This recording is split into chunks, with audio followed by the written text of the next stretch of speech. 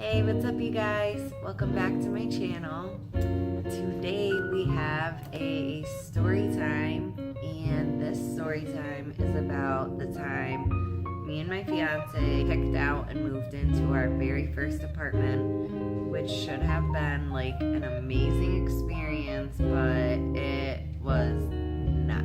It was miserable. And if you want to hear that, just keep watching.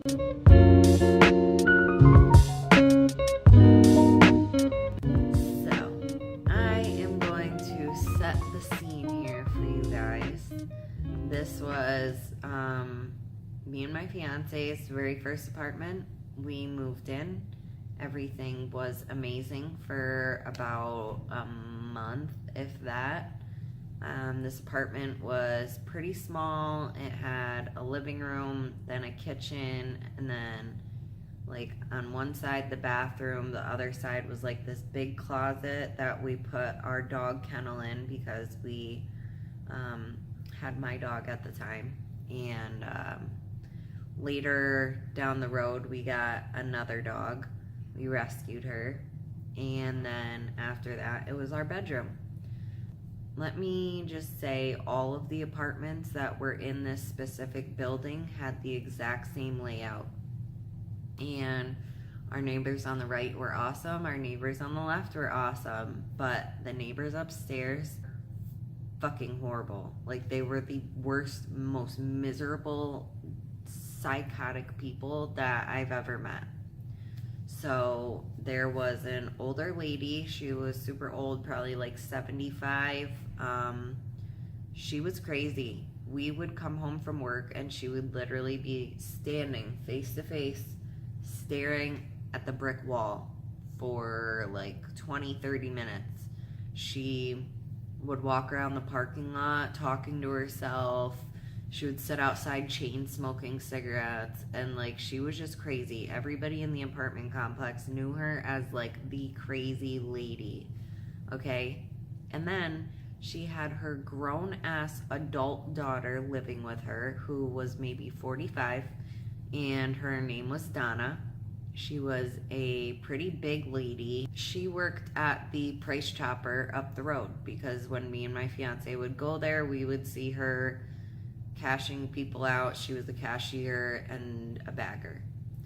And so we introduced ourselves to everybody when we first moved in and let everyone know, like, hey, if you ever have an issue, please come let us know.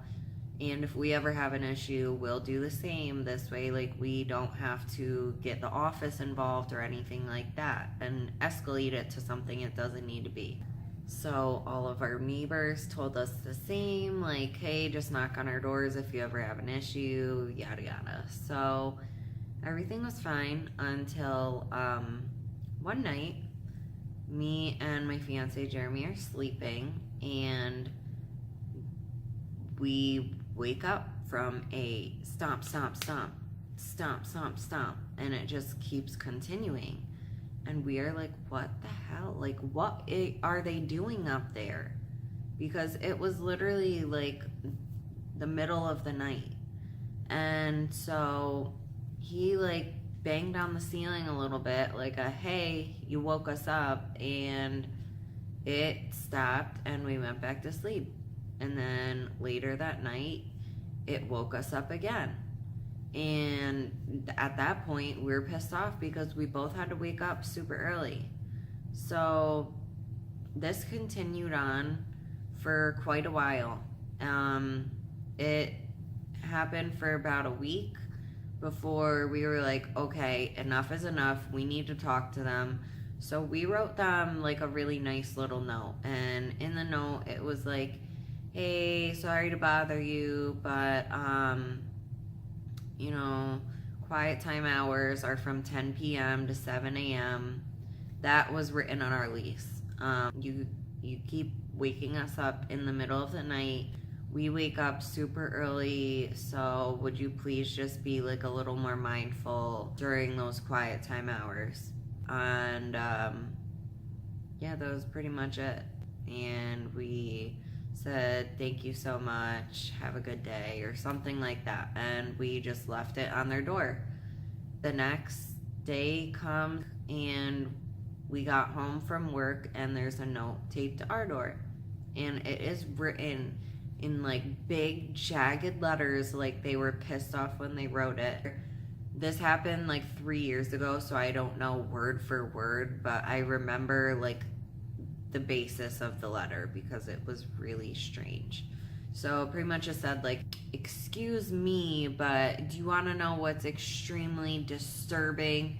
It's your dogs barking all day long and waking me up, and it shudders my walls and shakes the house. And she was just being like super fucking dramatic. First off, like, I'm sorry, but my dogs don't bark, really.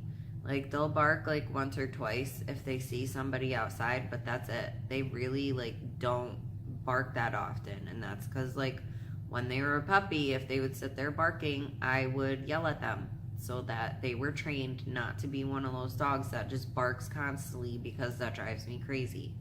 So they really don't do that. They're not fazed by very much.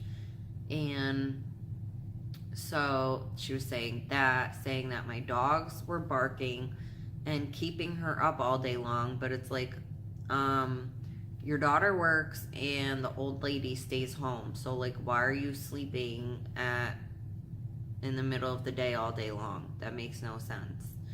And anyway, she also said that we left our cigarette butts strewn all over the ground and it was disgusting, and that bothered her, which we didn't. We had a bucket for cigarette butts, and when the bucket got to the top, we would dump it out in the garbage and throw it in the dumpster. And then she was also saying that when we pulled up in our cars, our music was loud, but it's like, seriously, my music's not that loud, and I'm allowed to listen to music in my car. You're not going to sit here and tell me that I can't listen to music in my car because it offends you. Like, close your windows if you don't like hearing it. It's not like I blast music or I'm very inconsiderate. Like, my music is at a good volume. And just saying that we're inconsiderate and we do this, this, this, and this, and pretty much just like nitpicking us and saying things that aren't true as like a comeback for us politely asking her to stop being so loud at night because you're waking us up. And I'm a heavy sleeper. Like, if you're waking me up in the middle of the night, you're being very loud. So after we got that back, we were like, okay, what the fuck? Like, what do we do now? Obviously this isn't gonna stop. So we were hopeful that it would stop, but like, not really. We kind of knew that it wasn't gonna stop, and from there it escalated. It got super bad. Here's our bed, here's like the closets, and our dresser's like over here, so there's like this much space to like, I don't know, be around, like free space. So we would literally hear like, here's our bed, we're sleeping, we would hear like, stop, stop, stop, stop, stop, stop, stop, stop, stop, stop, stop, stop, stop, stop, stop, like pacing back and forth around the room over and over all night long. Like, she took it to a new level, and now it's like it was preventing us from falling asleep. And when we did fall asleep, it would wake us up, and it would be constant. So this escalated to a whole new level. Like, she would be doing it from 10 p.m. to around 4 a.m. And it was unbearable. We would have a hard time falling asleep because it would be so loud. And when we did fall asleep, she would wake us up. So eventually, like, my fiance got fed up, like completely fed up. So when she would stomp, he would sit there and pound on the ceiling every time she would be sitting there stomping, because it's like, pick your feet up, or just don't be so hard on your weight. Like, all around the room. Seriously. It's not that hard, and you can be considerate of the people that live below you.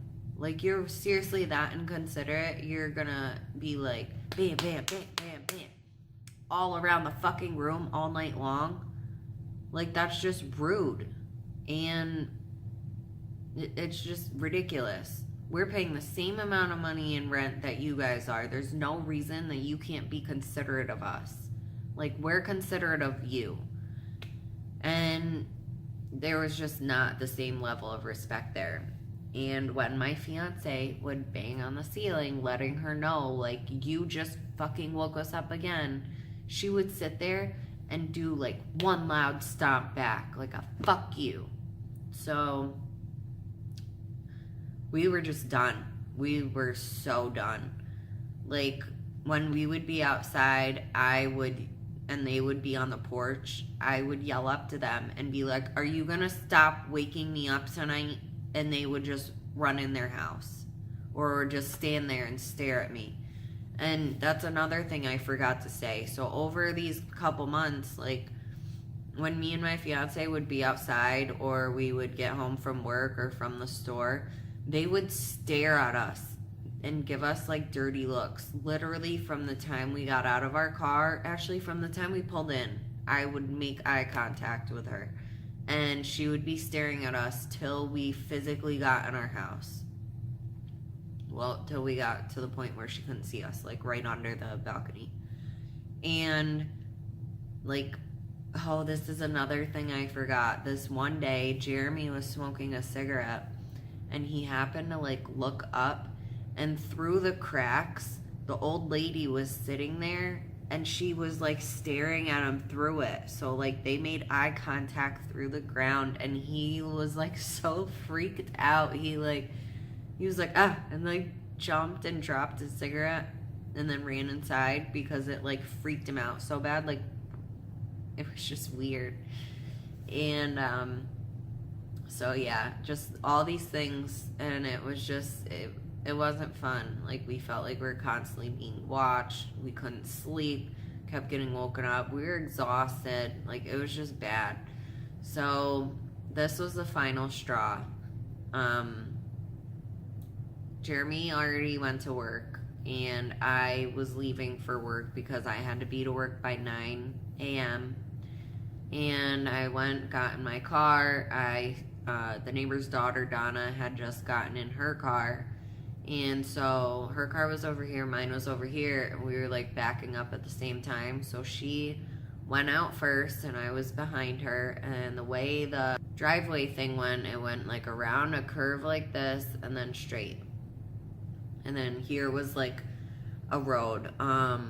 It wasn't, like, super busy, but at times it was. But during this time, it was not busy at all. So here's her car, here's my car. We're waiting to go out, and one car passes, and then there's no more cars. So, like, she was turning left, I was turning right, because my work was around the corner, and it was, like, just over here. It literally took me 2 minutes to drive to work, and that's not, like, an exaggeration or anything. It literally only took me 2 minutes, because my work, it literally was walking distance. I could have walked to work if I wanted to, but I didn't. And so she was leaving to probably go to work because the price chopper was down this way. And the car passes. She can go. There's literally no cars coming either way. And she just sits there. And I know that she's sitting there on purpose because she knows I'm behind her. She saw me get out of my house. She saw me get in my car.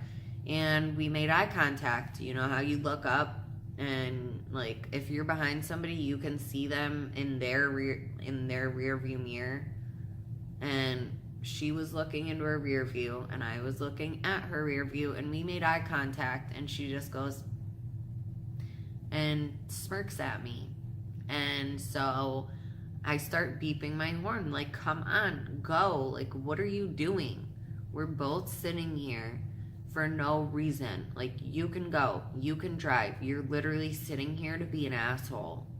and to start even more bullshit with me, because at this point we had done nothing to retaliate back other than writing a nice note asking her to just be mindful of the time that we have to wake up and mindful of like the quiet time hours.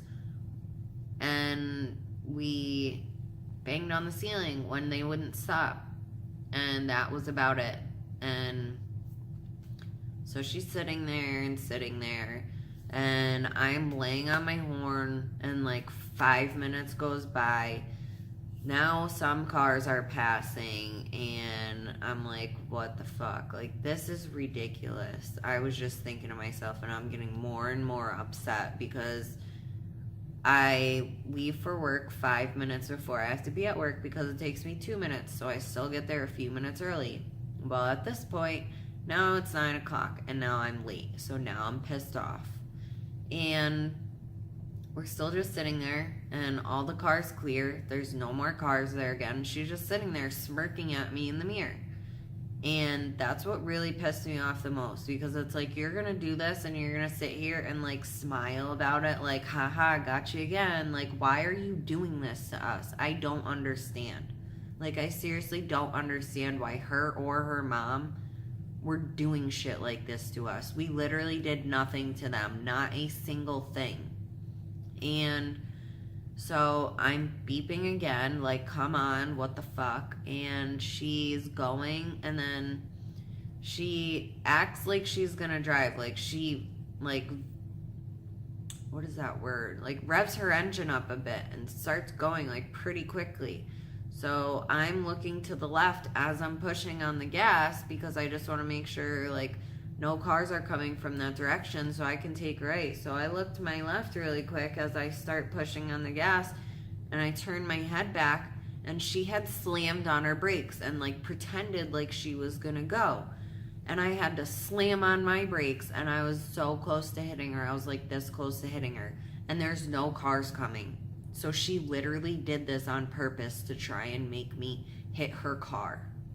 Like, you just took this shit to a whole nother level. Like, are you fucking kidding me? I was so infuriated.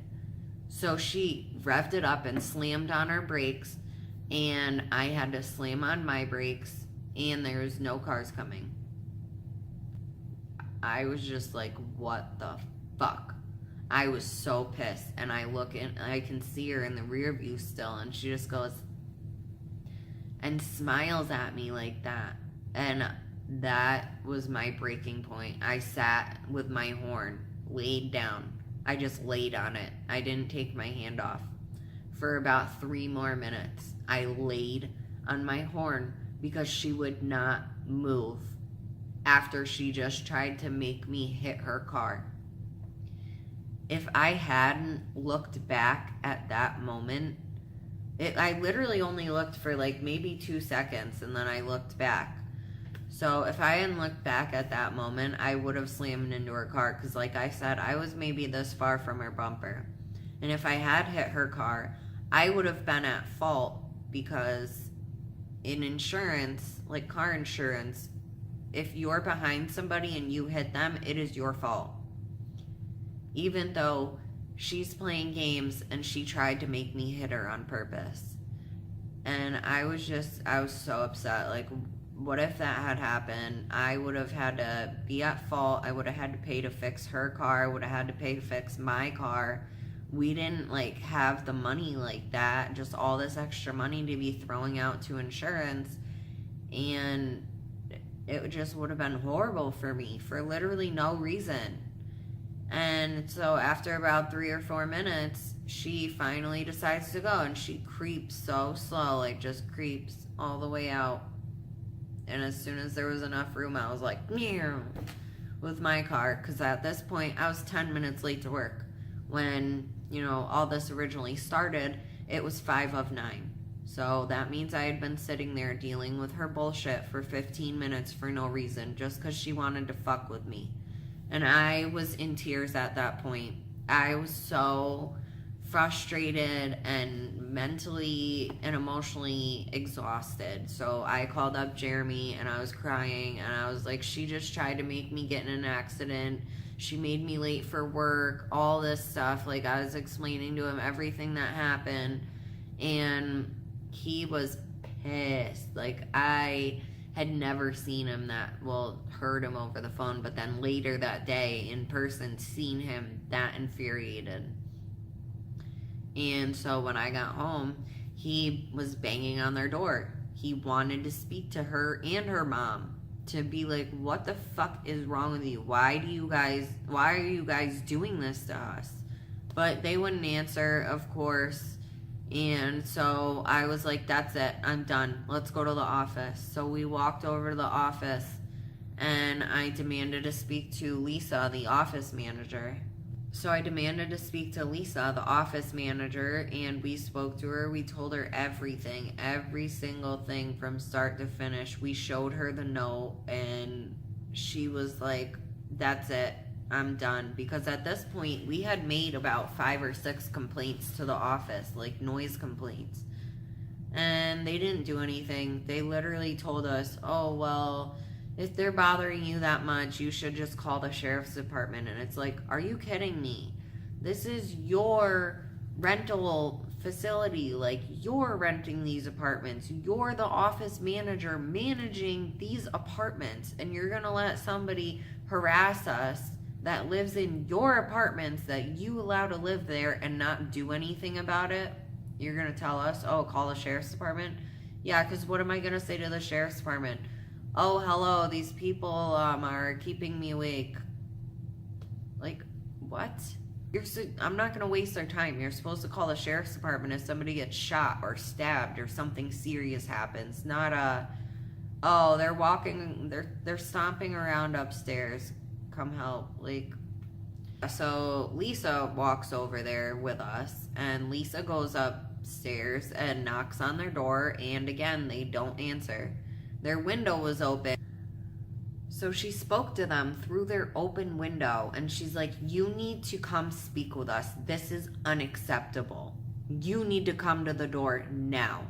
And they just ignored us. And it's not like it's a huge apartment. Like, they heard her because she was being loud. And so after standing there knocking for about 20 minutes, and we knew they were both home. Both their cars were there.